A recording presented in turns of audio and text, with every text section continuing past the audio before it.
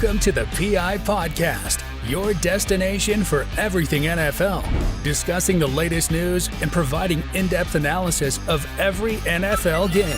And now, here are your hosts, Ian and Tesh.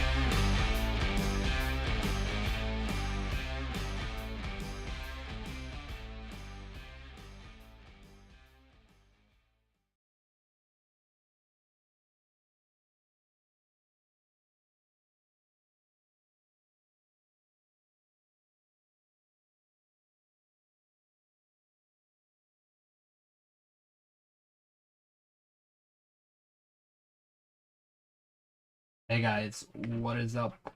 PI Podcast here, and episode 22, Ian. Episode 22. Can you believe it? Maybe. What are you eating there?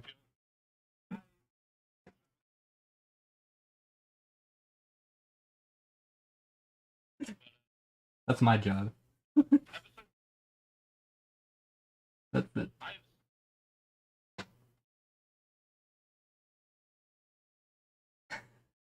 Yep, and we loved every minute. So, yeah, that's. Yeah, he's lying. Okay, he likes to lie a lot.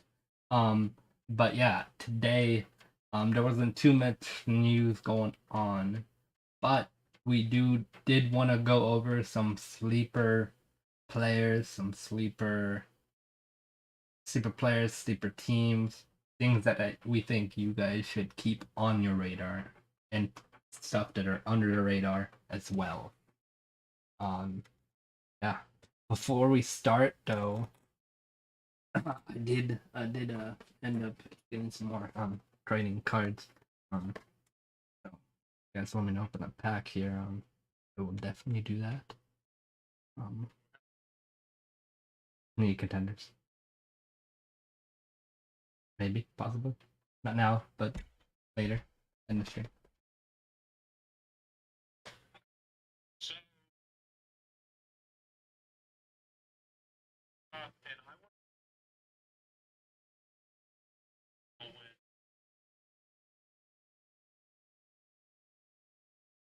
There are so many good defensive players this year, and so many people that weren't even picked in the first round that are still good that were picked in the second round as well, because this is a heavy defensive draft, and you can see by draft that like some of those good players were dropped into the second round as well, and it was such a deep draft class this year, defensively, that it's crazy to even think that one of these guys is going to be a defensive player of the year. I honestly think though, that either Ahmad Sauce Gardner or, in my eyes, I think there's two more players that I'm gonna go say here. One I'm a little biased, but one is Kyle Hamilton, and the last is Arnold Ebiketie. Taking the second round. That third one's a little biased because he's a Falcon, but he is a crazy athlete that dropped to the second round. Crazy pass rusher. Might as well add Aiden Hutchinson there too, and Trayvon Walker, because those two could definitely win Defensive Player of the Year.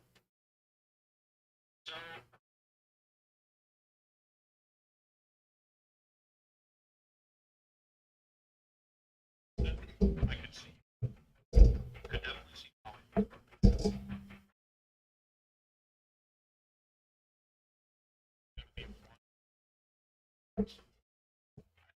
Trayvon Walker, Aiden Hutchinson, all have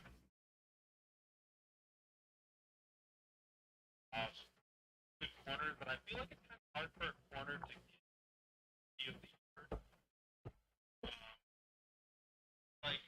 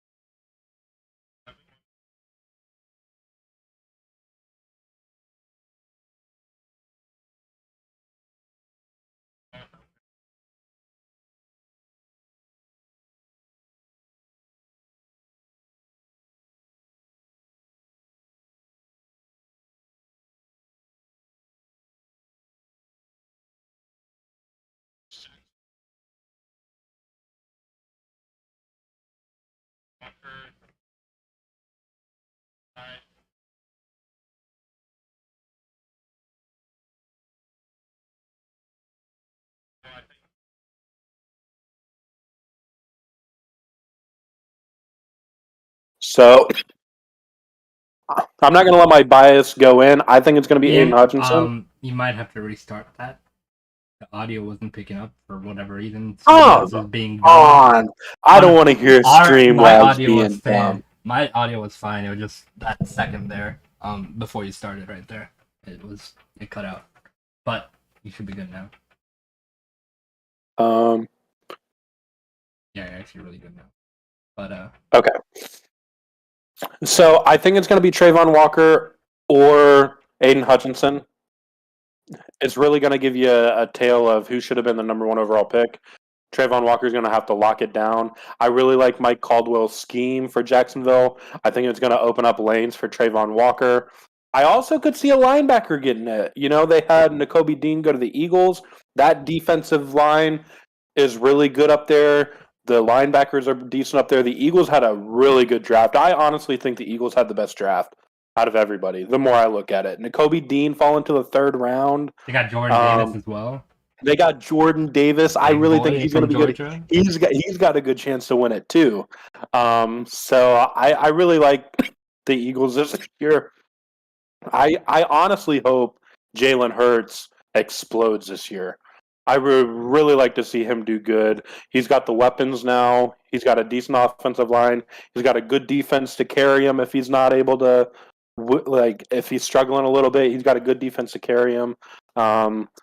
So final projection is going to be Aiden Hutchinson as my top favorite for Defensive Player of the Year, or Rookie of the Year, I should say.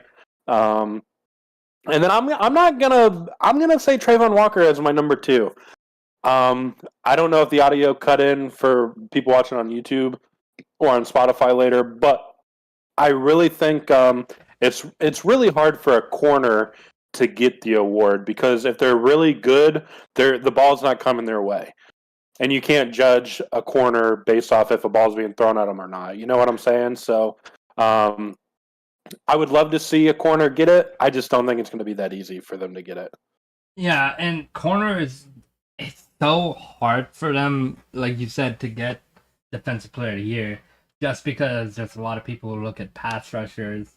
They look at other positions on defense as well, mainly pass rushers, because they get all the sacks, they get the pressures, and most of the people that are like casuals to the game, that's just watch generally for fun, they usually see these dominant big pass rushers that just dominate the game, and they just, in their eyes, they love them. And pass rushers also isn't the easiest job as a defensive player either. I mean, you do have to go against these NFL offensive linemen, and you have to be able to make your own moves against them, be able to do a spin move or rush them, or be able to bull rush them. And there's some offensive tackles that are really good. Example, on Indianapolis Colts, left guard, Quentin Nelson, possibly the best card in the game in football right now. And if you have to go up against him, it just makes your job increasingly harder. And that's probably why pass rushers and rushing linebackers are also really, really heavily favored as for the Defensive Rookie of the Year role. So Ian had his pick. I got my pick. But I'm gonna rank them.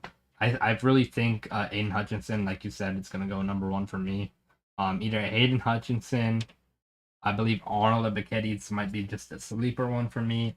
And last but not least, I think either Nakobe Dean or Sauce Gardner could make his way just defensively how he plays.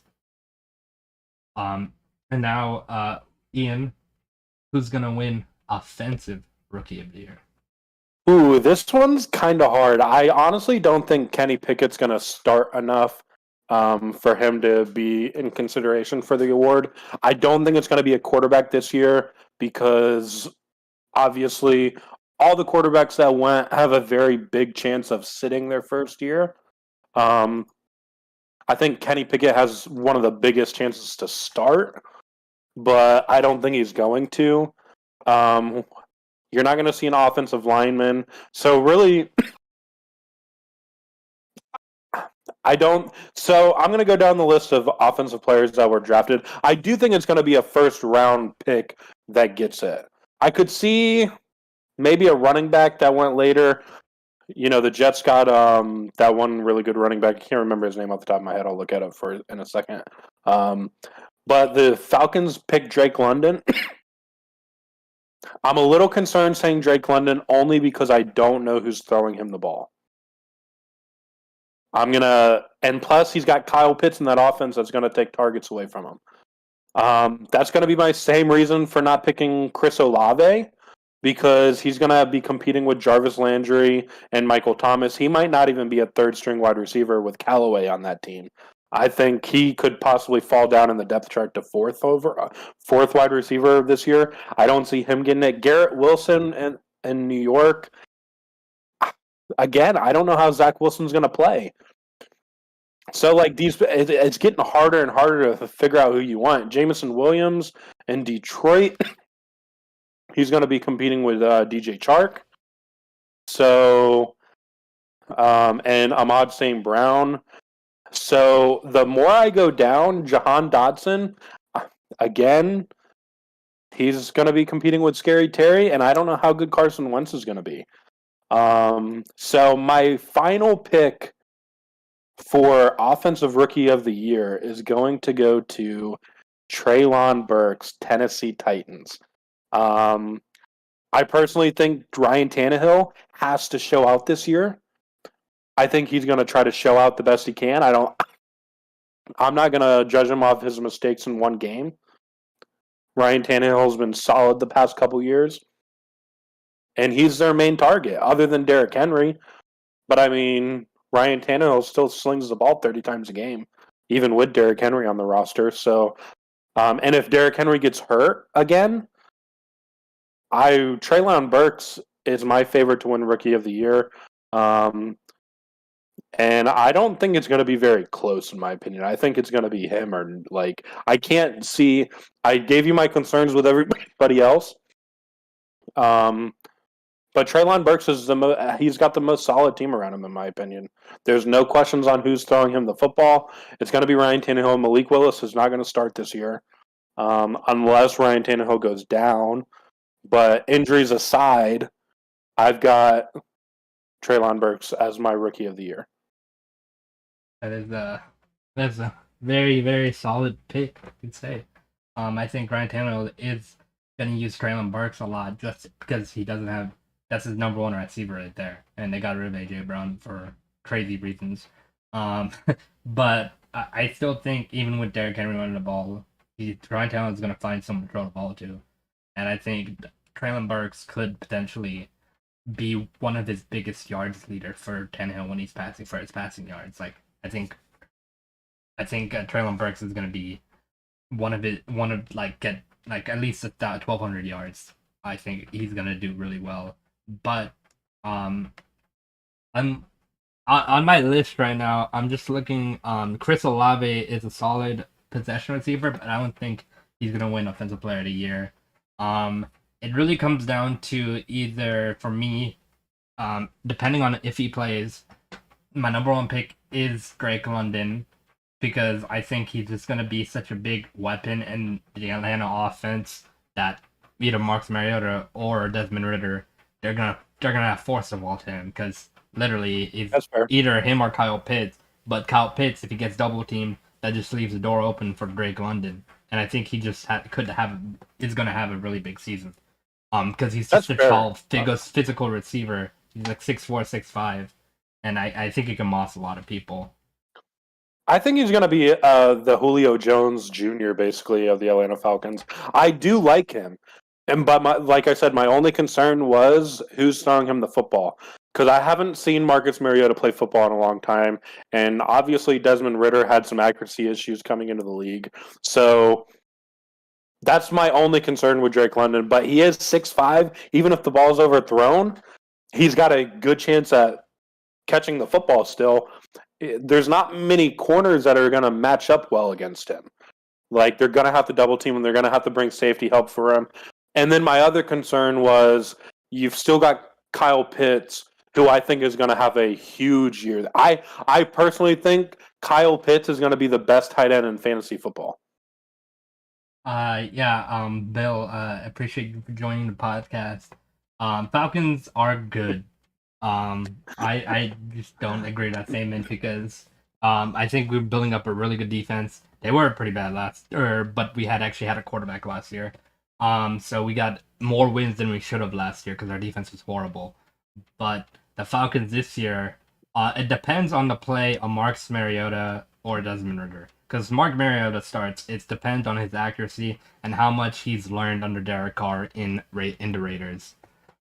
So and the defense have completely changed from last year. I mean, there's so many new faces that I think our Patriots is going to be increased a little more, and think we're going to see a little more of a better defense from the Falcons.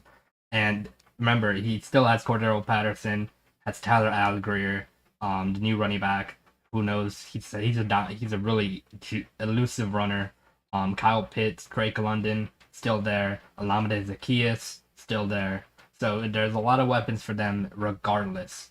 And we just traded for Braylon Edwards, 6'5" receiver from the Raiders. So it's just like a basketball team. So no matter who throws in the ball, even Mariota could overthrow him and they'll still go up and get the ball. Yeah, Bill, I'm with you on the Mariota. I just said I'm a Jags fan, so I watched him on the Titans, but I haven't seen him in a long time.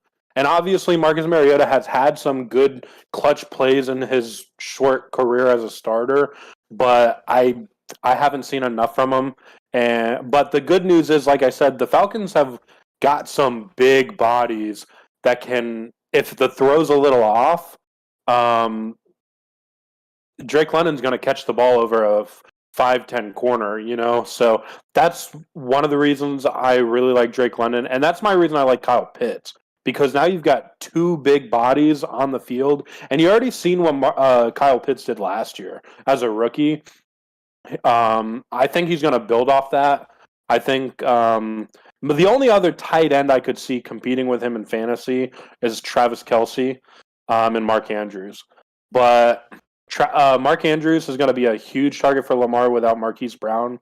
And obviously with the Chiefs losing Tyreek Hill, Travis Kelce is going to get a lot more targets. So maybe he won't be the best fantasy tight end, but he's going to be top 3 in my opinion. I don't think George Kittle is going to be that high up. I don't think like CJ Uzomah is not going to do that well in New York with Zach Wilson throwing on the ball. There was no tight ends in this draft really that's like scary on the field. And we don't know who's starting. We assume it's going to be Trey Lance with George Kittle, but like I said, I haven't seen Trey Lance play either. So there's a lot of talk of the training camp too that Trey Lance isn't doing that well. So we'll see. I'm interested to see how that goes.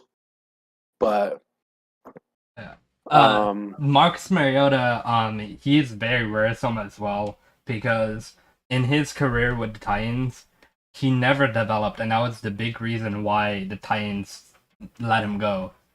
It was 5 years or 5 or 6 years with him, and he's never developed. You cannot wait for a quarterback that long to develop. I don't care if you're just the top 1 talent or the first overall pick. That is way too long as a quarterback for you to be able to develop, and that is why Marcus Mariota is a little sus. But I think he has learned under Derek Carr. That's why I'm giving him a little benefit of the doubt, because I saw him play a little in the Raiders offense a little bit, and he looked like a little better of a passer. He did barely play, so I can't say too much about that. But I think he did learn a lot from Derek Carr, and I think he's gonna succeed a little bit. Yeah, the Eagles' defense is super deep right now. They just got Jordan Davis. They signed Fletcher Cox back. That duo right there, and then they still have everyone around them. They really didn't lose anybody either. So the Eagles' D is gonna be good. I just got done saying Jordan Davis is going to be a sleeper player for me to win Rookie of the Year. I think he's really talented. Even Nakobe Dean, that was a steal to get him in the 3rd round. And like he said, the only really concern on the Eagles team completely is the quarterback position. And honestly, I think Jalen Hurts is going to have a decent year this year. But if he doesn't, they have 2 first-round draft picks next year to be able to draft their guy. So the Eagles are in a really good spot. And also, the Cowboys, in my opinion, really the only team in that division that's going to compete for the playoff spot with the Eagles. I think the Giants got better. I do like their head coach. I like their draft picks that they got. They got a good edge rusher. They got a good offensive lineman. They got really a top, in my opinion, Trayvon Walker was a top, like the third best edge rusher in the draft. Coming up into the combine, he just got a lot of hype in the combine. So really the Giants got the second best edge rusher in Thibodeau. He was projected to be a number 1 overall pick for the longest time. And then they got Evan Neal, who was also projected to be the number 1 tackle in the draft. And they got him at 5 and 7. So the Giants have improved. And then the Washington Commanders, I have no faith in Carson Wentz, and I'm sure any Eagles fans watching right now don't have the faith in Carson Wentz. So I really think it's going to be between the Cowboys and the Eagles in the NFC East. But the Cowboys didn't do anything, in my opinion. They lost a tackle. They got a tackle. I mean, I don't think the Cowboys are going to be that deep. I don't trust Mike McCarthy. So even if the QB is the weak spot on the Eagles roster, I think they're going to make the playoffs, and I think they're going to be number 1 in their division. And the Dallas also, they lost one of their edge rushers that were really productive for them.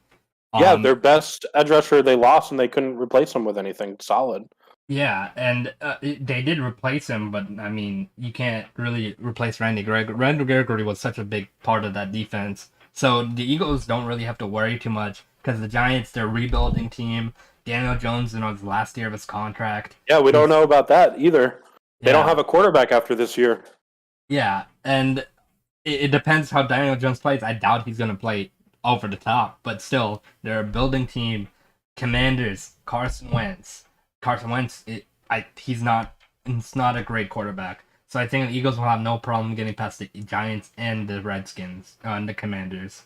So yeah, the only reason to worry is the Cowboys, and I still think the Cowboys will have their dominant defense that they had last year. I still think they're gonna play really, really well. They still have everybody except Amari Cooper, but you have Michael Gallup. So I mean, I don't think the Amari Cooper loss was too big, even though I did really like Amari Cooper paired with CeeDee Lamb.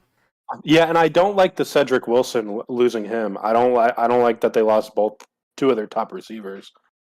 I do like that they still have CeeDee Lamb, and Michael Gallup's solid, but I don't like that they lost Cedric Wilson and Amari Cooper. Yeah, that's two big losses right there. But I think Dak's he's a well enough QB to make up for that. I mean, not saying he's Tom Brady or anything, but... So speaking of, we talked a lot about the Eagles. Do you think Jalen Hurts will play well enough to where the Eagles don't need to draft a quarterback next year? Now, from what I've seen last year of Jalen Hurts, he can get out of the pocket really well, and he can be pretty accurate at times. It was his year, from one of his early years, so nothing too much to say right now. But Jalen Hurts, I really think he can be something. I think this year he's gonna show people why he was drafted and why he's a special player and talented as he is. Do you take the risk and draft him in fantasy? You know, with so many different quarterbacks this year in fantasy, I don't think I'm gonna take him as one of my early picks, but if he falls down a little bit, I will definitely take him. Yeah, I would definitely take him for a bench player, in my opinion. I think he's one of those guys that you're gonna you don't want to waste a draft pick. You hope he falls to not being drafted so you can pick him up in the waiver wire. But I don't know. There's some quarterbacks that I could see. Obviously, your big ones: Josh Allen, Patrick Mahomes, Aaron Rodgers, Tom Brady, Justin Herbert. Depending on how many people are in your league, too. But if you're in a 10-man league, I personally think I would want Deshaun Watson, maybe. Maybe. I don't know. I'm, skeptical about him. He's one of the big question marks for me. Jalen Hurts is a big question mark. Yeah, Deshaun Watson's reportedly getting suspended for 3 weeks, so possibly. I'm not touching anybody from Seattle. I'm not touching nobody from Seattle. Not even Drew Lock? The next man up? No. Pete Carroll's got a screw loose up there saying he would have been. I think I can understand what he said though. Would he have been the number one pick? I don't think so. Quarterback-wise I still in this don't think. draft? I don't think so. I think 'Cause Kenny honestly- Pickett would have still been drafted over him. I agree. I think Drew Lock is kind of like a Mason Rudolph in my opinion. Like, I don't think he's going to be able to make it as a starter, unfortunately. He just makes he makes some dumb decisions sometimes, and it costs his team. And that's my big knock on Carson Wentz, because Carson Wentz is a hell of an athlete. Patrick Mahomes does the same things, but he gets away with it because he makes the throw. Carson Wentz doesn't make the throw; he makes the mistake, and you'll be up 14 with Carson Wentz, and he'll throw a pick six. And then it's a completely different ball game. So that's my big thing with Carson Wentz as well. But who speaking of fantasy, who's your number one overall running back in fantasy? Oh man, This is a tough one because the trend has always been Christian McCaffrey, Derrick Henry. Saquon's been up there in the first round. And who do you pick now? Honestly, I'm still gonna go if he's there. I think I'm still gonna go Derrick Henry at the first round if he's there. But honorable mention to Najee Harris. No. Oh, What number? The first overall pick in fantasy. Oh, the first overall pick in fantasy. Then Derrick Henry. Derrick. Oh, ooh. It's tough So, now. Now you have to think about Devontae Adams on the Raiders as well.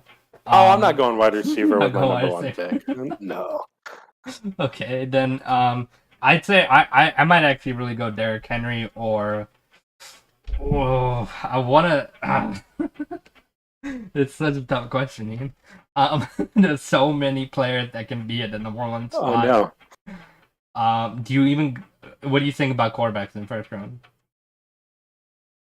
I wouldn't do it because let's just say your best game. The odds of like a quarterback completely blowing out another quarterback is just so low. Like Lamar might rush for 2 touchdowns, but Patrick Mahomes is going to throw for 4.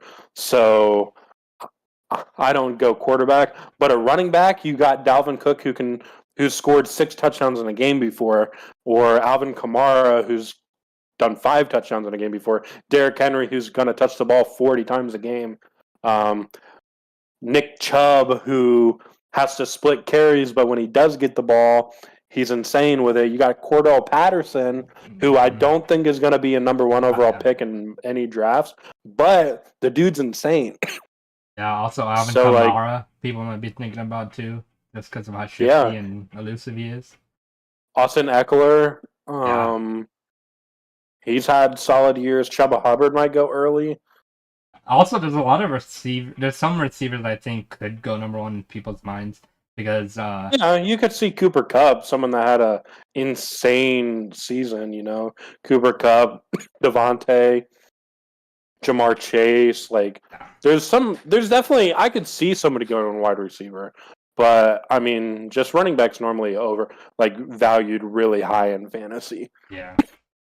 And I think Derrick Henry, for me, I would go Derrick Henry if we're starting anew. I'm just going Derrick Henry. I think just the amount of times Titans run with him and their whole scheme of just being in a run-first team, I think that's really good. Do you draft Christian McCaffrey in the first round at all, given his injury history? The last 2 years, based off the last 2 years, I think I might have to let him fall or to let someone pick him up just because of the 2 years of injuries. It's hard to decide right now, and if you have so many conflict with a running back because he gets injured too much, then you can't really have value in that number at the first round. Yeah, I'm trying to figure out where I think he should fall. I do think he should be a first round pick. But you got to be really careful. Yeah, because if he gets hurt again, this is going to be really hard for the Panthers to keep him. He went first overall last year in my fantasy league. Yeah, he went in the first round and he got hurt in week 2. So I'm a little like Christian McCaffrey's my big question mark. I personally, Derrick Henry's still going to be number 1 for me. I could see maybe Nick Chubb going pretty high, maybe 2 or 3. Dalvin Cook 2 or 3. Alvin Kamara up there. Najee Harris is pretty high up there on my list. Najee Harris has a lot of upside. Yeah, he's a lot of upside. He's going to be really needed no matter if even Mitchell Trubisky or Kenny Pickett starts. He's going to be very offensive. He's going to be very what's needed. up, Julio? So yeah, and then speaking of Julio, the Patriots have a nice little running game up there with Damian Harris. He kind of saved my fantasy last year when Darrell Henderson went down, because I had Darrell Henderson for the longest time. I got lucky. Cam Akers went down early because Darrell Henderson's stock went up. Damian Harrison. Obviously, they had the game where I think it was against Buffalo, where Mac Jones threw the ball only 4 times, and they still won, and the running backs dominated the game. So I had some games like that, and like I said, I'm still definitely going with Cordell Patterson next year. I'm going to hope he falls to the 2nd round or 3rd round, but like last year, my specific picks, I went running back 1st round, and then I went Travis Kelce then the 2nd round. Because in my opinion, like granted, the tight end that early was like a risk, but the amount of points Travis Kelce will score in a game at the tight end position is just a game changer. Like there's games when he can score 30 points a game, fantasy wise, and especially this year, he's gonna be heavily targeted without Tyreek Hill. Tyreek Hill's without Tyreek Hill, Patrick Mahomes is going to be looking at Travis Kelce 90% of the time. I mean, he's going to look at Sky Moore a little bit, but he's still a rookie. I don't think he still has that rapport or trust with him yet. So Travis Kelce is just going to get a lot of carry receptions. He's going to be one of the best tight ends to draft this year. In my dynasty though, all those guys were gone. So last year in the 1st round, because Najee was a rookie, I was able to pick up Najee Harris at the 1st round. And it was a solid pick. Julio, what did he say? He said that Damian Harris was a beast, and Damian Harris is a beast. He was a beast for me. I think I got Damian Harris in like that 7th round or 8th round. Yeah, I got him late. I got him really late. Yeah, and I think that was just a really good pickup because the first year I played Dynasty, I had no running backs, and that really cost me. But that year, I had Julio Jones, DeAndre Hopkins, and Amari Cooper. So that was my first 3 Browns picks. I had Amari Cooper too last year, but he was so kind of hit or miss. The year before last, not last year. Oh, the year before last. Okay, yeah. Last year, Amari Cooper, like, he did go off on some games, but he was just an average receiver for me fantasy-wise. We didn't do a PPR league, so his receptions didn't count. Yeah. Let's see. We've got my offensive rookie of the year. I think I forgot to say it, but my offensive rookie of the year is going to be Drake London. I think I did say that, but Drake London is such a physical receiver. I think he's the best receiver out of the receivers drafted. No matter who's throwing him the ball. I still think he's going to rack up a lot of yards even when Kyle Pitts out there. That's fair. He was the best he was the number 1 overall wide receiver taken for a reason. So, who do you think will have the best defense this year?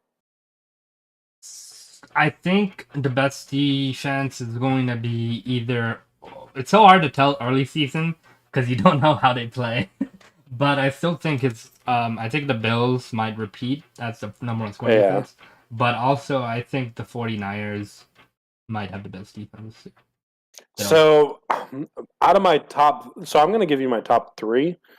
I really think the Buffalo Bills, like you said, are going to...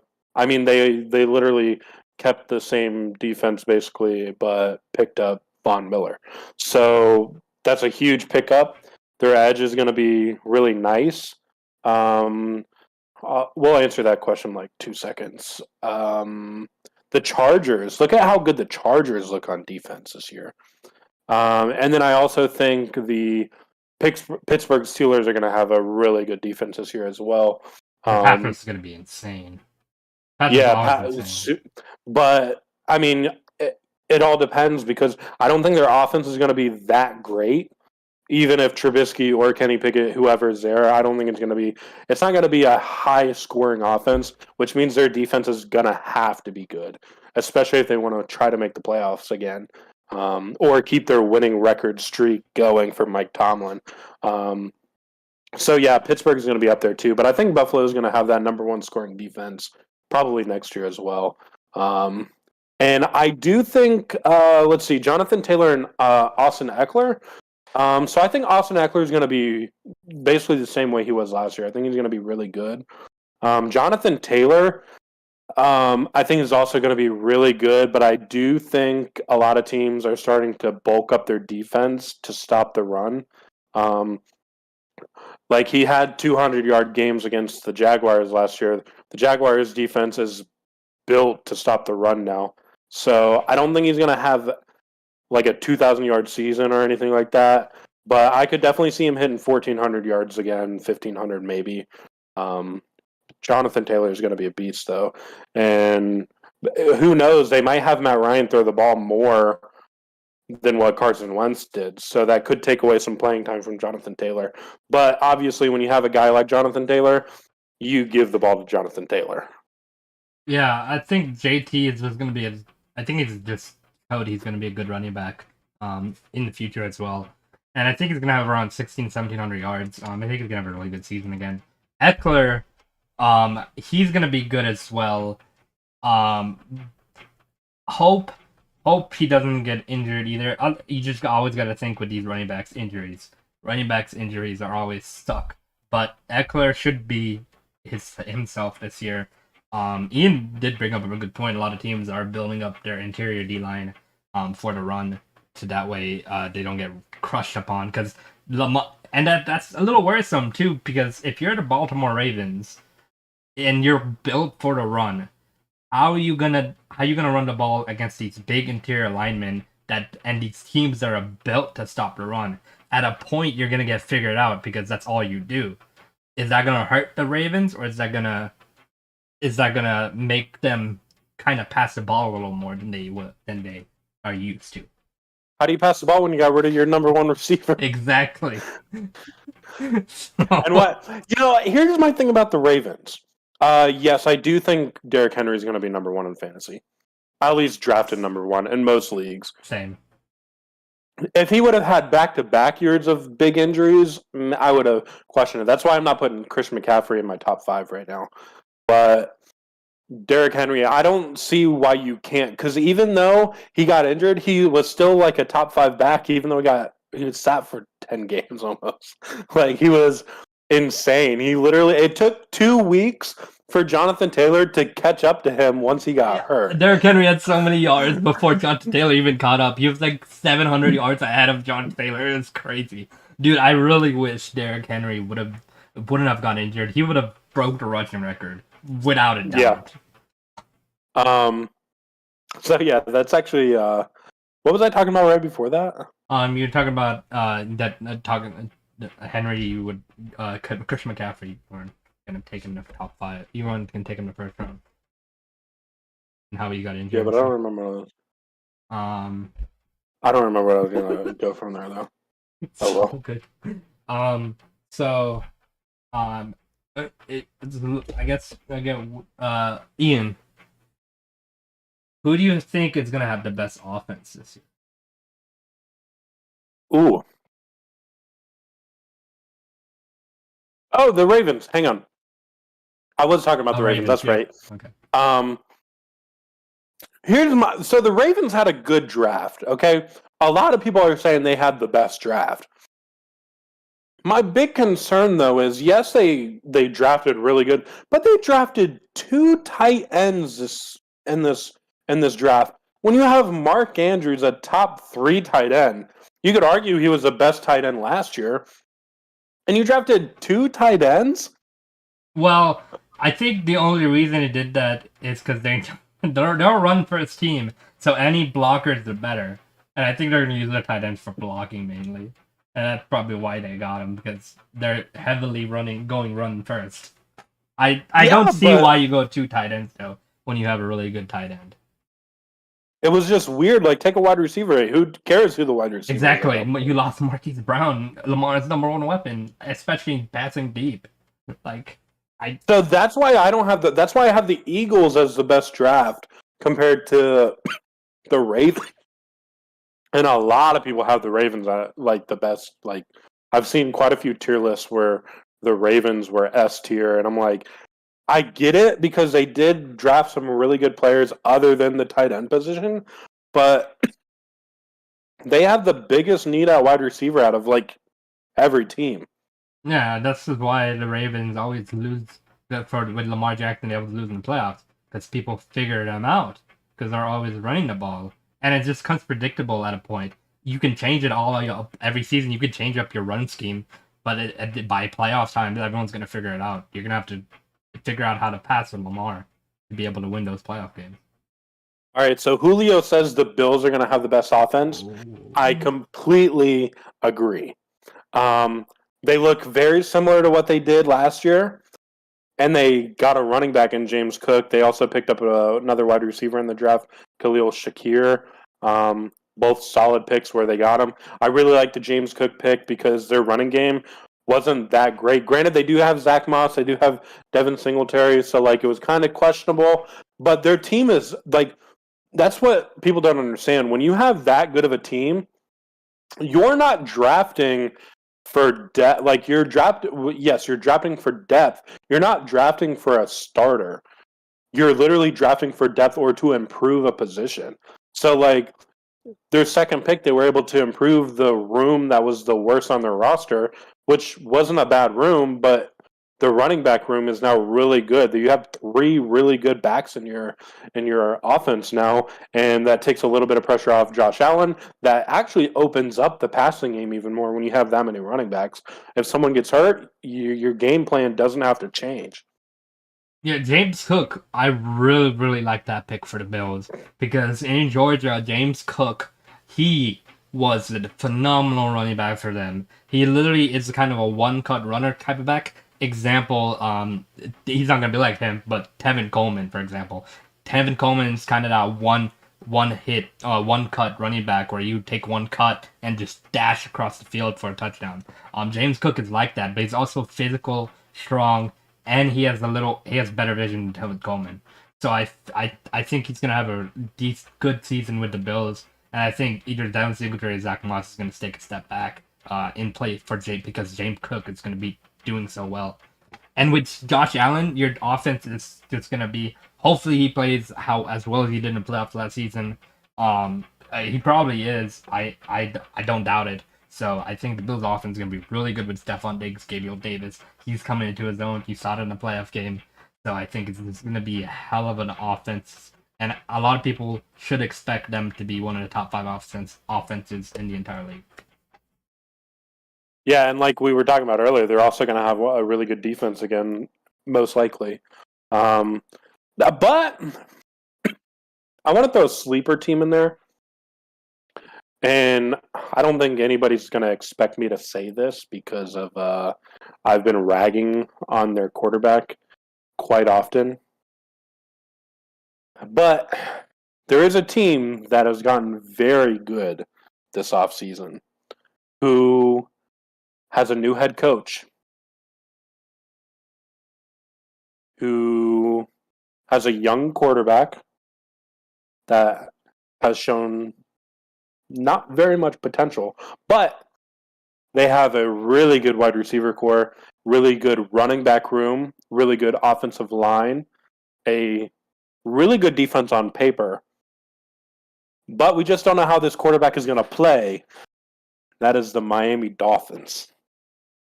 I really like some of the players that the Miami Dolphins have right now. My obvious concern is Tua.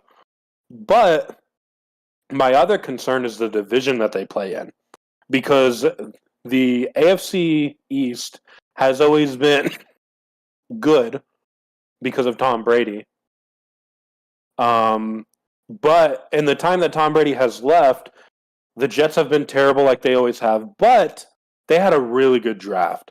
And I do believe in Robert Saleh. I really like what he did with the 49ers defense. I think he can replicate that again. Obviously, the Patriots with Bill Belichick, always going to be a good team, always going to be a hard team to face. And then, obviously, the Bills right now, they have a really good defense. Sean McDermott's a really good coach. They have potential Hall of Famer in Josh Allen at quarterback there. I know it's way too early to say that, but from what we've seen of him, we have the next Manning, Brady, Breeze, and Josh Allen, Mahomes, and we're still kind of waiting.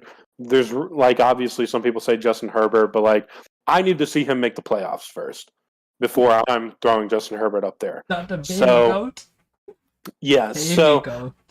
But the Miami Dolphins have a really good shot to prove the haters wrong this year.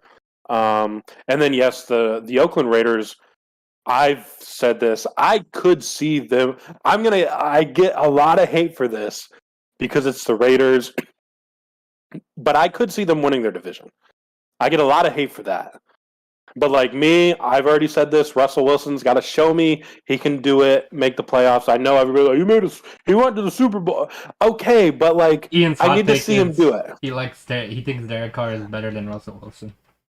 That is also my other hot take. But hear me out. Like I said, the Raiders, even if Derek Carr is not a better quarterback than Russell Wilson, Derek Carr has way better weapons than Russell Wilson has. That is, I don't know. I can't say that yet. Adams I love Jerry Jeudy and Cortland Sutton and Javonte Williams. Okay, I get that. Darren Waller, better than any tight end on the Broncos offense right now. Okay. Davante Adams, better than any wide receiver on the Broncos right now. Damn. Okay. Hunter Renfrow, better than any wide receiver on the Broncos offense. I think Jerry Jeudy and Cortland. Jerry Judy's better than Hunter Renfrow. Okay, but even so, if you're going to go average-wise, you've got the best wide receiver in football, and you got a top 15 wide receiver in Hunter Renfrow.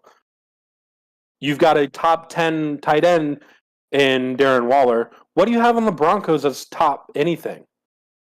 Hey. There's just a bunch of really good players, but they're not best in any position. They don't have the best offensive line. They don't have the best defense. They don't have the best tight end. They don't have the best wide receiver. They don't have the best running back. They have good players at each position. It's a solid team. But I don't... Top 5 QB, that's debatable. That is debatable because Aaron Rodgers, Tom Brady, Josh Allen, Patrick Mahomes, you putting Russell Wilson over... Damn, now I got to really think about that because actually, I could give you Russell Wilson at top 5 if he's in your top 5. I want to go back to the Dolphins because what they picked up in the trade for Tyreek Hill was a really big one for their offense, and having that and Jalen Waddle their running back room, they got Raheem Mostert as well, and they still have Myles Gaskin. It's just a big step up for that offense, and Tua has all the weapons around him. I am worried about Tua as well. I hope he can do decent because he has the weapons around him. You should think that he would be able to lead this team to the playoffs. So with that kind of offense and a decent defense as well, with Xavier Howard at corner, he was a really pretty good corner. And if Tua can't do it, this is going to hurt Miami Dolphins because that offense is too good to not compete. Well... Yeah, I agree with that because, like I said, I really like who you put Russell Wilson in top 5 if he would have won the Super Bowl against the Pats. Maybe I don't know, probably not. Marshawn Lynch carried him to the playoffs. So anyway, we're gonna get off from the Broncos and Russell Wilson before. I mean, Russell Wilson has I have an aneurysm here Derek Carr doesn't. Because we're gonna see because the Broncos have potential to be very good. Yeah, they do. Nathaniel Hackett is an offensive guy. Russell Wilson's going to be put in a system that's going to be good for him. It's going to be good for those wide receivers. only time will tell. But regardless, it's a really tough division. It's the toughest division in football. So even if he does play at a top 5 quarterback level, his defense has to do the same thing. His defense has to play top 5. Yeah, and in that division. And any team in that division, if their defense takes one step back, they're going to be screwed for a long run because you have 4 quarterbacks in that division that are really good. And if you take a step back in your defense, they're going to carve you up so much. And it's going to be a fight to the end because all 4 teams can't make the playoffs. So it's just going to be really interesting and fun to watch. And you got to think the Raiders also have Josh McDaniels now, who's an offensive guy with the top receiver in football. So, like, I really think people are sleeping on the Raiders. Derek Carr got a golden ticket this year, and Russell Wilson didn't. So, yeah, I guess that makes sense. Well, Derek Carr made it himself, so I mean. So I really like that's my argument for the Raiders. I think a lot of people are shutting the Raiders out for whatever reason. They were a playoff team last year, barely made it in, but they were a playoff team last year, and people have the Chargers like way above them. And granted, the Chargers had a really good offseason, but they haven't proved themselves yet like the Raiders have. The Raiders, despite their head coach getting fired, despite their number 1 overall pick going to jail, still made the playoffs. Yeah, that's a lot of adversity to face, and they faced adversity. They literally shoved it to the side and still made the playoffs somehow. That's like the Jaguars. Like, imagine the Jaguars made the playoffs this year with Urban Meyer kicking players, going to the bar. It would have been an amazing feat. Exactly. And without the distractions, I think the Raiders are going to be even better, and they've gotten better. So that's my take on the Raiders. I really hate shitting on Russell Wilson, but obviously if he would have handed the ball off at the 1, it'd be a different conversation. I got you. Yeah, definitely. He should have handed the ball off to Marshall Lynch. I don't get that still. I mean, granted, maybe a Pete Carroll call. Maybe he's got a better head coach now. We'll see if it was a Russell Wilson or a Pete Carroll thing. We're gonna find out. Yeah, all of the 4 of those teams in that division are gonna compete, and a lot of people are putting the Raiders under the radar because, like Ian said, they have a really, really good offense. The only thing that worries me about that Raiders team is I don't know if their defense, their pass rush is really good. I don't know if their defense is as good as some of the other teams. I think they have a better defense than the Chiefs a little bit, just by a little bit.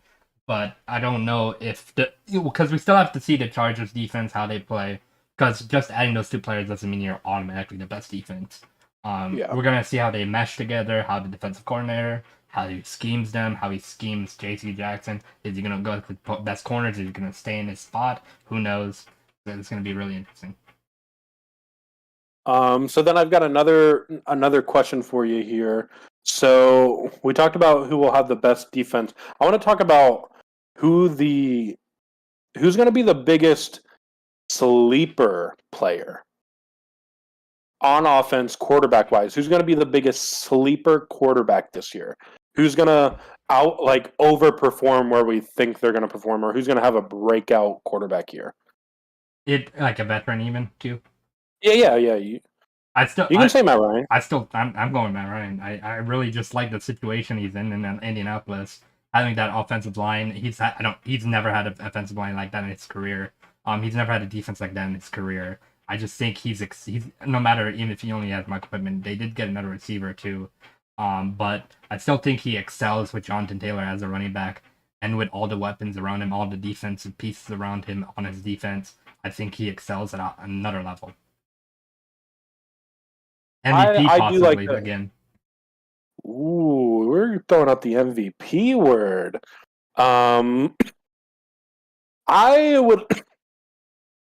I can agree with Matt Ryan. I think Zach Wilson. I would love to see him improve, Zach Wilson. We got a Trey Lance and a Zach Wilson in the chat. So, okay. I like Matt Ryan as a pick, though, because Matt Ryan has always been solid. He's never been bad. There's a reason he's been at the same team for as long as he has been. He's never been bad. He's always been solid. He's always carried his team when it needed to be carried. He obviously I think a lot of people don't understand about Matt Ryan's MVP year. I mean, it was a historic passing year for Matt Ryan. I mean, in the entire NFL, He was like it getting was an 20 yards aerial like attack. pieces of candy. Like he was literally throwing the ball 20 yards a play. Like his average was like it was a crazy amount. I think it was like 18 yards per play or something like that. Yeah, it was an aerial attack. I mean, obviously, when you have someone like Julio Jones, it makes it easier to throw the ball. That's my only concern with Matt Ryan this year is his wide receiver room. But when you have Jonathan Taylor in the backfield to open up the passing game, I think Pascal's going to do good. I think Michael Pittman's going to do good. Molly Cox is the call tight end. Mo Alley Cox is going to be good. Jonathan Taylor's obviously going to be used on screen passes. So I do like. Oh, they just signed Phillip Lindsay, who, in my opinion, is a decent back, a good backup. He's probably one of the better running back backups who's seen success as a starter, which is good for them if Jonathan Taylor goes down with the workload he's probably going to have this year. But Matt Ryan's a very solid pick, and I'll agree with you on Matt Ryan for once. For once. And then AJ asked, Debo is a top blank wide receiver. No. Before we answer this question, though, I would like to say that Debo Samuel is probably the most valuable wide receiver in the NFL right now. I totally agree with you on that. He is the most valuable. But now as a wide receiver, so we've said it multiple times. Debo said it himself. He made the term wide back, and it's because Debo. That's why he's so valuable, because he's a wide back. He can catch the ball, and he can run the ball as well. He's like it's the mix, wide back, wide receiver, running back mix. And a lot of teams, they don't have that because that's such a new term, and a lot of people, they don't use wide receivers as running back typically. And we're starting to see that with Debo Samuel, with Cordell Patterson, two big names right there, that wide back-ish. So if we're putting Debo in a top receiver list, I think he does go top 10 just because, or even top 5, just because of all the physical abilities he has, and because he is a wide back and runs the ball, cut, speed, everything, and he has the hands of a receiver. So I think he's special in his own right. He's definitely more, in my opinion, more dangerous with the ball in his hands. So you want to get him, like, you don't want Debo going deep and then trying to hit him on a vertical. You want a little crosser to get him the ball and then let him do his thing in the middle of the field. So personally, I would be okay with giving Debo a top 5, and I'm thinking of wide receivers in my head. Would I rather Debo Samuel or Devontae Adams? I probably want Devontae Adams. Would I want Debo Samuel or Cooper Kupp? Probably Cooper Kupp. But I could definitely see the physical attraction to Debo as opposed to Cooper Kupp, who Cooper Kupp is dangerous in the slot. But I think I've got to go number 3 at least. And I could trade Cooper Kupp and Debo out at number 2. So number 2, number 3, in my opinion, is Debo Samuel. Yeah, and it's so interesting because this wide receiver, wide back term had just recently become new, and there's so many years that we've been playing, teams have been playing football. It's just crazy to see how something new like a wide term, like wide back, and how they use receiver, it's just now getting into people's heads and getting into people's schemes, using a really fast, really agile, really special receiver as a running back. All right, so Julio asked, who's going to have the worst record this year, and then who's going to have the best record? For worst record, I believe it's either going to be the Commanders or the Texans. So I'm going to disagree a little bit on that Commanders pick because I think they can beat the Giants. Yeah, I I need to think about this. Yeah, go ahead. But if I wasn't going Texans, it would be Seattle. Oh, damn. Because I don't think their roster's stacked, and they don't have a quarterback. Drew Lock in his best is going to give you maybe 4 wins. Texans had a really solid draft. There's a plane going up ahead. I don't know if you can hear it or not, but I'm giving Seattle the better coach in this situation. I don't know. That's really tough. Seattle worst, Texans second worst. Because you also got to think of who they're playing in their divisions. Yeah. Okay, the Texans, they have a history of beating the Titans. They have a history of beating the Colts. They have a history of beating the Jags. Seattle, without Russell Wilson, without Bobby Wagner, are they really going to compete in their division? I mean, I've said this, they're the 3rd best division in football if Seattle wasn't rebuilding.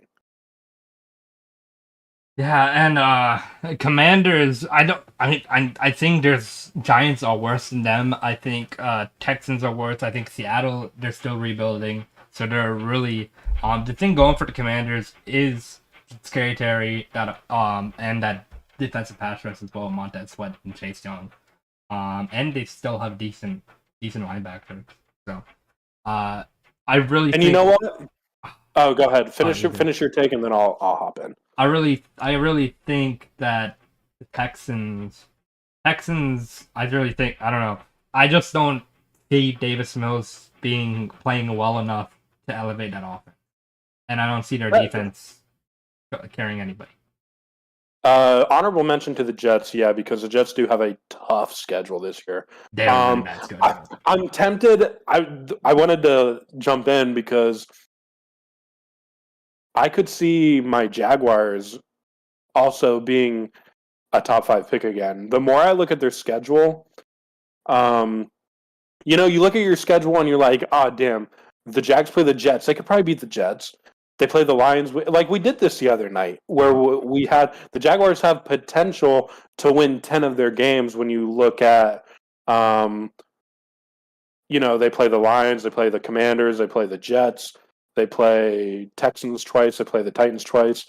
And they could possibly split those or win 2 against the Texans, So you start doing that and you're like, damn, we actually could maybe win 10 games. But when you look at it that way, here's the truth about the Jacksonville Jaguars. Since 2012, they've had 1 winning season.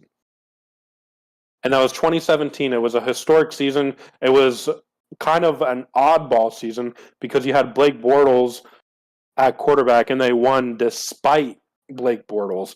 They made it to the AFC Championship, and then the next year they have a losing record again. Then they have another losing record. Then they win 1 game. Then they don't win a game. Like they go on a 25-game lose streak. So the Jaguars are kind of tough to decide in that because as a Jags fan, I want to be like, no, we're turning this around. But the truth is, it hasn't we've had plenty of years where we're going into a rebuild.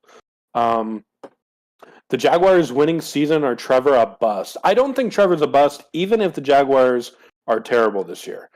I really think the Jaguars, you got to think, Trevor's best wide receiver right now is Christian Kirk.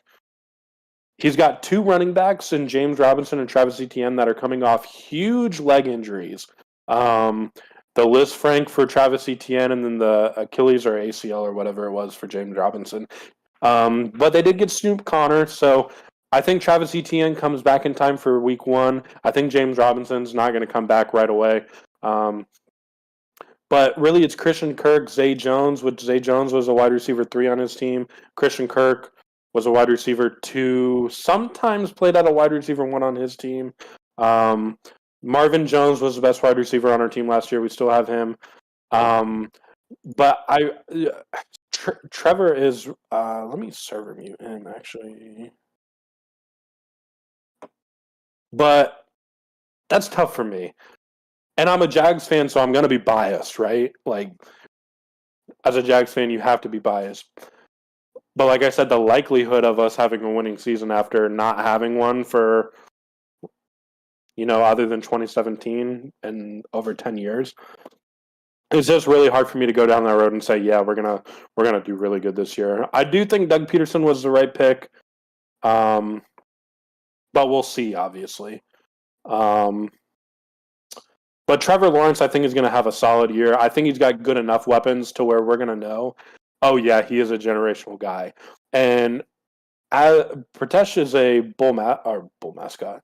He's a Atlanta Falcons fan, so he's watched Matt Ryan. One thing I'll say about good quarterbacks, whether you want to talk about Matt Ryan, Aaron Rodgers, Tom Brady, they make mid wide receivers look good. And that's what we're going to see this year from Trevor. If he can make these guys that are mid to high-ish level, because I think Christian Kirk can play at a really high level, I think we're going to see how good Trevor Lawrence really is. Granted, it's only year 2, and you feel bad for Trevor going through year 1 like he did, with a terrible head coach, bad offensive game plan, drops from his wide receivers, his 2 running backs going down with injuries. So he had a really tough year. You almost hate to say that was his rookie year, but I think Trevor Lawrence is going to be solid. I don't think he's going to be a bust. I think he is a generational type quarterback that we all want to see him be. And yeah, what did you get from the Lego store?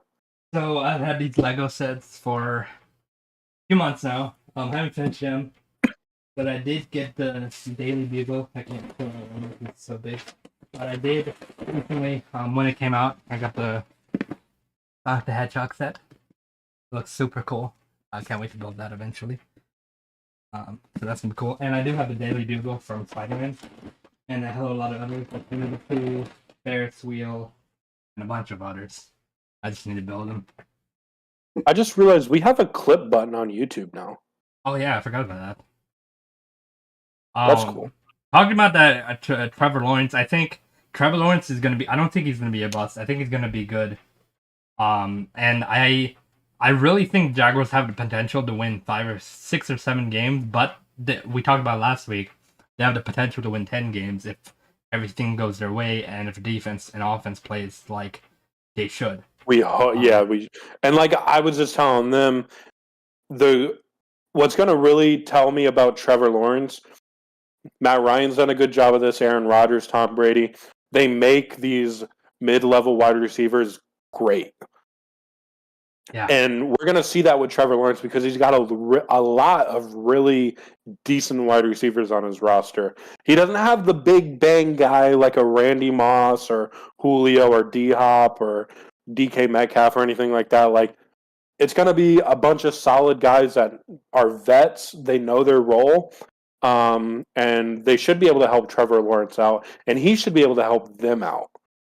Yeah. And I hope I see that this year. We're definitely, so if you guys didn't know, we're probably going to be going to the Colts-Jags game this year. So that's going to be fun. That's week 2. So it's very early. And it's going to be such a fun game. You guys are probably going to see a vlog of that too. It's gonna be sure. So much fun. Oh man. I also, talking about the worst teams, I think the Falcons also be in that top 10 worst team range just because of their quarterback situation and how nothing's known about their defense yet. So we answered the worst. Who do you think is going to be the best team record-wise? Honestly, in my opinion, I really think the Bills or any team in the AFC West, Chargers, Raiders, Chiefs, Broncos, I think any of them could have the best record, but they go against each other 2 times, so I'm not putting them as my number 1. I think the Bills, just because of the division they're in, and also the Buccaneers, just because of their division. Like Falcons, you don't know, they're probably gonna beat them twice. The Panthers, they don't have quarterback. Saints, they have a decent looking team, and the Saints do have their number. But I still think with that and their schedule, I think the Buccaneers, Tom Brady can win so many games. I like the Tom Brady Buccaneers. I don't like the AFC West because they're playing a super tough division all year long. Like, I think it's going to be really hard. Now, if one of them can somehow break out 14 wins in that division, I don't think there's anybody that can stop them. If they can beat everybody in their division twice, whoever it is, whether it's the Chiefs, Broncos, Raiders, Chargers, if any of them win all 6 of their division matchups, go ahead and give them the Lombardi, because if they can beat their division every single time, that's insane. Now the Colts really have the opportunity to get a really good. The Colts do, yeah, very good record. Titans too, but I think the Colts are built better. Yeah. I think the Colts are built really nicely. They've got a really good defense. They got the best offensive line in football. Part of me wants to say the Arizona Cardinals. I know it's a shock, but look at how that depends on if Kyler Murray plays. I could just see Aaron Rodgers and the Packers too going to just 13-4. Yeah, because they're in an easy division. But that's my thing about the Cardinals. Look at how hot they started last year. They're going to start hot again, I think, if Kyler Murray plays. But do you think any team has a chance to go undefeated this year? I don't think any team's going to go undefeated this year. The thing is, it's so hard for a team to go undefeated because a lot of these teams are way different than back in the day. Like back in the day, there was just players on some teams that were just bad in general. Like they had bad defenses, they had bad offense. So it was really easy for teams to pick on them, especially early on in the AFL days. And the last time I think we've seen someone go like almost basically perfect was Cam Newton and the Panthers in 2015, I believe. I think it was 15, yeah. And they went 13-1. Falcons beating them. That one regular season. Always gonna remember that game for the rest of my life. But they lost in the Super Bowl, too. So that was the last team before we get all these scrambling mobile quarterbacks. Before defenses got a hell lot faster, hell lot linebackers play zones better now. I just think the NFL's evolved so much that it's so hard to win a game because no team I can't think of anybody that can be perfect in this league. With at least every team's playing a really good team that can really beat each other. So that's why it's so hard because the NFL is ever evolving.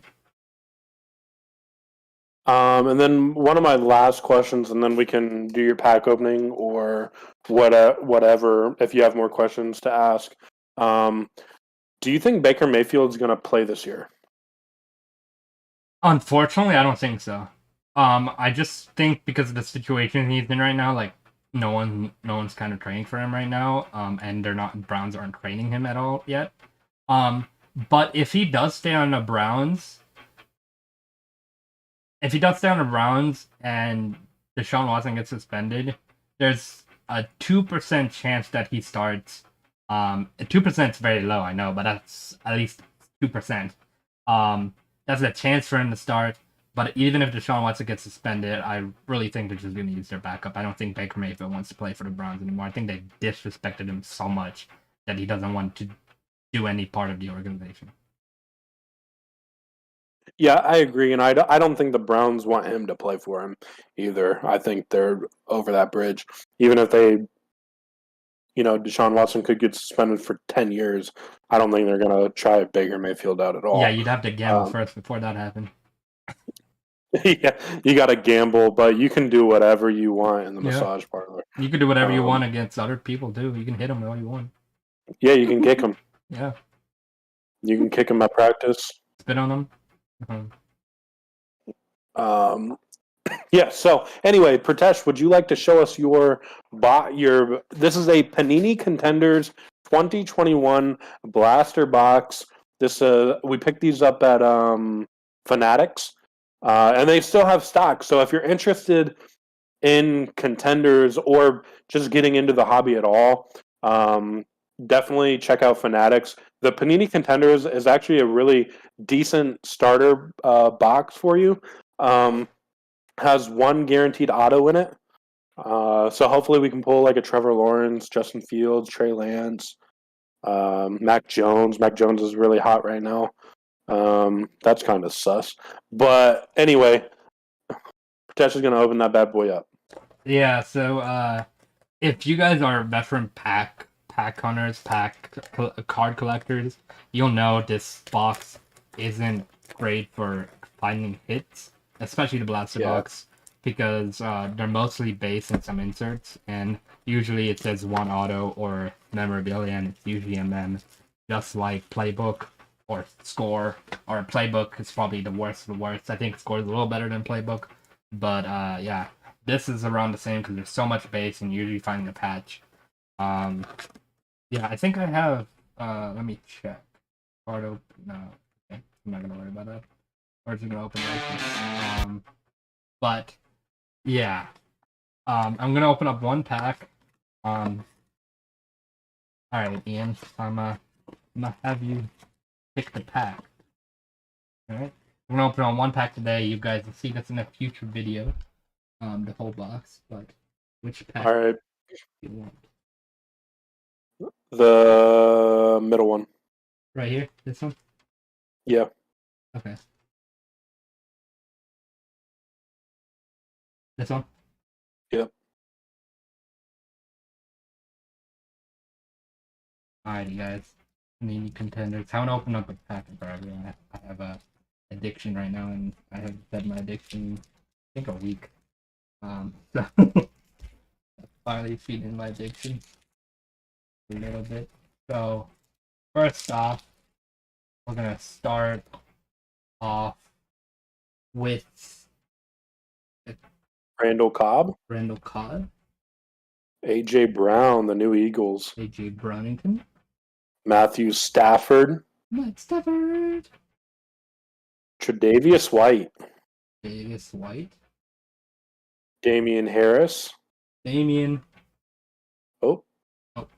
a little bit. Mike Evans. I think this is our auto. Oh, we got the auto. I think this is an auto. Oh yeah, TJ Vasher auto, not patch. Let's go. Auto. That's pretty cool. TJ Vasher, no name for the Cowboys, but it is an auto, so I'll take an auto over a patch any day of the week. So that's we really, like the really autos. Cool. Yeah. Yeah, that's a really a good pack, Ian. Like, I mean, I'm telling you, man, I'm good at what I do. Pack. Okay, that's you. I wish it was the Trevor Lawrence though, but it was an auto, so I'll take it. Actually, let me feel if there's actually a pick back in here. There is. We got 2 hits. There's a pick back in here. I think we got 2 hits. I think we got an auto and a mem. Alright. So if you guys want to see the rest of the packs, make sure to check out our videos when we post them on YouTube. I just want to throw it out there. On TikTok, we were talking about the schedule and team schedules a little bit and how hard some teams have it. Yeah. I definitely I did a 32 team series where I went over every single NFL team schedule on TikTok. So if you haven't checked our TikTok, it's PIPodcast on TikTok. I'm uploading them constantly. So if you see your favorite team, I go over their schedule and then any specific stretches of games that I think is going to be increasingly difficult for them and their chances with the schedule as well. So definitely check that out. It took me like 3 or 4 hours just to make. So yeah. And Ian, anything else we got for the peoples? No, but let me just put my mic down. I've been holding it this whole time. Let me just remind you guys, we are giving away this signed mini helmet, Byron Leftwich mini helmet, when we hit 100 subscribers on YouTube and 100 followers on Twitter. And Bill, thank you for subscribing. I'm pretty sure you were the subscriber today. So we're at 58. So we're 42 off our YouTube goal, and we are going to Twitter real quick to see how far. We're 60 off from Twitter. So drop a follow. You can go to the link tree to see all of our other stuff. If there's a millionaire out there that wants to donate $1 million or something, we got our PayPal in there too. Much appreciated. Thanks in advance. And you need yeah, pack, so yeah, whatever can feed my pack connection. And then let's see. So new podcast schedule. We are going to be going live every Sunday, Tuesday, and Thursday from now until forever at 10 p.m. Eastern. Still going to keep the same time, but instead of doing Sunday, Wednesday, we're moving it to Sunday, Tuesday, Thursday so we can get more in. This is going to be a really good schedule for obviously when football starts. We'll be able to go live pretty much as soon as the Sunday night game ends, or Halftime we'll figure out Sunday night game. Yeah, or halftime and then react to the second half on Thursday as well. And then we'll talk about Sunday football on Thursday, and then Tuesday we'll talk about the week in advance plus what happened Monday night. We might change the times a little bit depending on scheduling it. Like, we don't want to, a lot of people are going to be watching football during football time, so we don't want to take anybody's attention away from that. We also, obviously, our viewership is all from football, so they're going to be watching football at the time. So we're going to probably figure out our times in the future, but for now, it's going to be Tuesday, Thursday, Sunday at 10 p.m. Eastern, which is 7 p.m. West Coast time, whatever that is. So yeah. Anything else? No, I think that's it. Definitely just remember our schedule can be flexible too, so we'll figure it out. Right now it's set in stone, Tuesday, Thursday, Sunday. So join us, like Ian said, at 10 p.m. Eastern. And I think that's about it. So thank you everyone who stopped by the stream today. Had a lot of fun. Really talked about some really, really, really good stuff, and excited to see it happen in the NFL season this year. We're so close, and training camp should be coming soon, so you guys should be expecting a lot more from us in terms of different types of content and things like that, because we're gonna be vlogging a lot of stuff in the future as well. Even going pack hunting, maybe being a vlog as well. Yeah, you guys will see that. Our search for in nowhere towns for NFL Panini packs, and Ian being super disappointed and crying in the middle of it. So yeah, you guys don't want to miss that. And thank you guys for watching the stream. Make sure to follow our TikTok, follow our Twitter, subscribe if you're new, hit that bell so you don't miss anything. And yeah, if you guys have any questions before we end the stream, let us know. But if not, thank you guys for watching. We want to thank Bill. We want to thank King of Philly TV for sending Bill. Julio, thanks for stopping by. AJ, thanks for stopping by. Zombie K98, thanks for stopping by. Appreciate you guys chatting with us for a little bit. We'll be live Sundays, so please come back. Bring your friends. We'll be together Sunday as well. So. Yeah, we'll be doing that. So that's one more thing we can add. We're going to be doing 2 podcasts together and 1 virtual like we are now. Probably. I mean, we might change that up a little bit. It might not be every Tuesday he comes. It'll most likely be every Sunday, but like maybe he doesn't come Tuesday, he might come Thursday, something. I don't know. Yeah, most likely it'll be Sundays and Thursdays, unless our schedules change, something like that. So you guys will definitely know and see. So.